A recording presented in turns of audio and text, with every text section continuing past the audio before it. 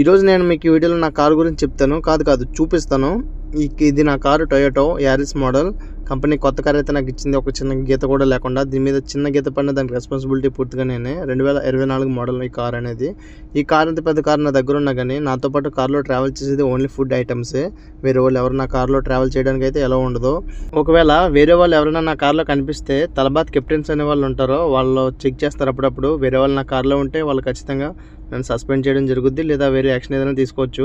అలాగే కాకుండా కువైట్లో ఇక్కడ డెలివరీకి సంబంధించిన కార్లని డెలివరీ పర్పస్ మాత్రమే వాడాలి. ఈ డెలివరీ కార్స్లో ప్యాసింజర్స్ని కానీ మనం ఎక్కించుకుని ట్యాక్సీ టైప్లో దీన్ని యూజ్ చేసామంటే ఖచ్చితంగా పోలీసులు చెక్ చేసినప్పుడు మనకి ఫైన్ అయితే పడుతుంది. ఇక్కడ రూల్స్ ఆ విధంగా కూడా ఉంటాయి.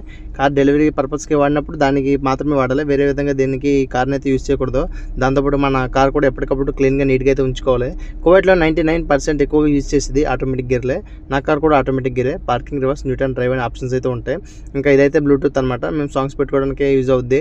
ఇంకా వర్క్ చేసుకున్నప్పుడు ఆడుతూ పడుతూ సాంగ్స్ అయితే పెట్టుకుని వర్క్ చేసుకుంటూ ఉంటాం. ఇంక ఇదైతే ఏసీస్ పెంచుకోవడం, తగ్గించుకోవడం, ఇంకా వింటర్ సీజన్ వచ్చినప్పుడు అయితే టెంపరేచర్ పెట్టుకోవడానికి కూడా ఇది మాకు బాగా యూజ్ అవుతుంది. నా కార్ చూశారు కదా, ఈ విధంగా అయితే నా కార్ ఉంది.